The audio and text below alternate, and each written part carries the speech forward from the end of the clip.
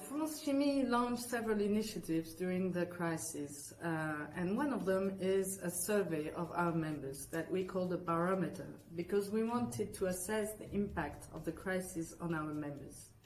What we've seen with this survey is that our sector was relatively resilient compared to other industry sectors. Our production rate was always over 74%, while the automotive, the aeronautic or the construction sectors almost stopped during the lockdown period. Now, behind this average, this good average, are very strong differences with regard to the end customers served. For instance, companies that were serving the automotive industries have seen their orders plummet, while other companies serving the pharmaceutical or the hygiene sectors had to cope with unforeseen demand. So we've seen very strong differences among our members. Now, a common factor was that all our members have seen their operating costs increase, and in particular in logistics. So most of them, they launched reduction programs for OPEX or CAPEX by 10-15%.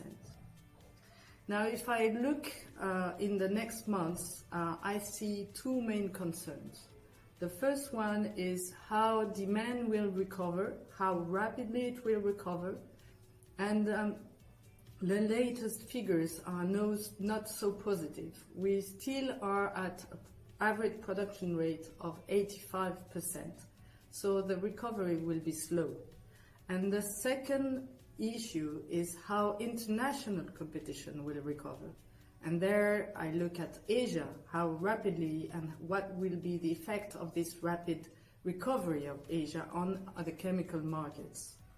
And this is particularly relevant to France, since we were the most affected in Europe by the crisis. When we compare to other countries in Europe, our production rate on the first semester had to cope with a decrease of 14%, while the average in Europe was 5%, and Germany saw a decrease in production rate of only 4%.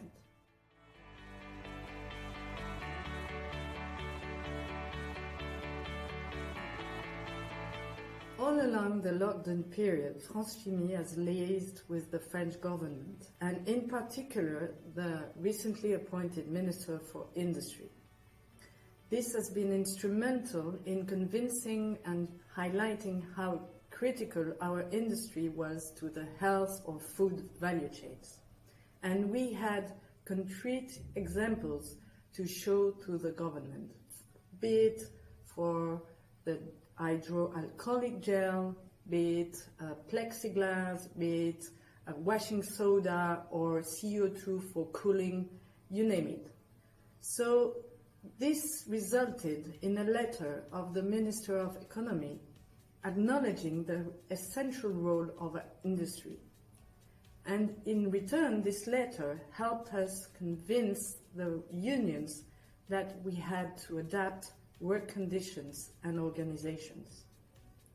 Now, about the new impetus given by our government to the industrialization of our country, one could consider that it started way before the crisis, since there were some initiatives launched like the French Fab, the Territoire d'Industrie, or the status given to industrial platforms, or even this initiative of Choose France to attract investors. I think the real turning point now with the sanitary crisis is to really realize how some value chains relied on imports. So there is now a new buzzword, which is the economic sovereignty. So the impetus was there, but the new buzzword has come up, which is economic sovereignty.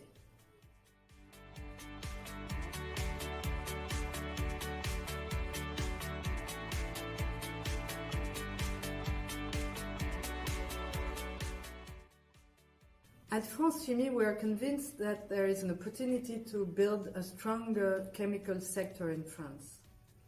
Today, we already represent 9% of the value add in the industry, total industry.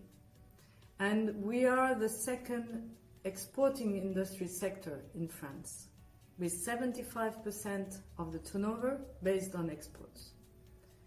We can rely on relatively competitive, low CO2 electricity and a very attractive framework for R&D. So 80% of our staff is already employed in those activities. So there are assets to leverage. Now, during the lockdown period, what we've done is we decided to consolidate a midterm strategy for the chemical sector in France. This strategy is a 10 billion euro investment plan, is based on 3 axes. One is the reshoring of critical activities. And of course, active ingredients are part of it. The second axis is investing in the energy transition. And for example, in moving towards low carbon heat. And the third axis is developing strategic technologies, be it biocontrol or new materials for the next generation of batteries, you name it. In this midterm strategy, we also listed a number of prerequisites to ensure the success of this transformation of our industry. The reduction of production taxes, maintaining the access to competitive energy, no gold plating of regulation, and investing in skills to take into account the evolution of the industry. So when President Macron came to Sequence to announce the French National Recovery Plan, we very much welcome this plan because it really relates to our recommendations. 100 billion euro will be invested, and 35 billion of which will be on ensuring the industry competitiveness and innovation. 30 billion euro will be invested in ecological transition, and 35 billion euro will be invested in social and regional cohesion. This plan is unique because it relies on EU grants for 40 billion euro. It includes subsidies for companies up to 80% in certain cases, and it will not translate, or it should not translate into tax increase, but it will include tax rebates. So now the main challenge is for our company members to grasp all these opportunities and to move fast to present their projects.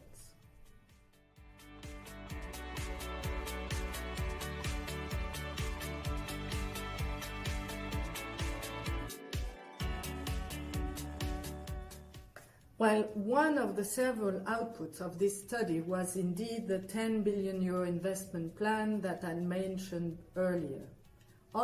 Another output was the fact that we were able to map all the interlinks among our industry, among the activities of our industry.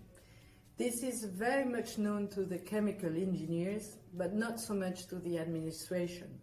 So we really could show how the upstream depended on the downstream output and vice versa. The crisis, for instance, showed how the pharmaceutical and the health value chains could be affected indirectly by a strong decrease in demand for petrol. It also showed how the hygiene value chain could be affected indirectly by the stop of all construction sites. So the study helped us call for a rapid recovery plan of all sectors, and also it helped us call for action both on the downstreams but also on the upstream.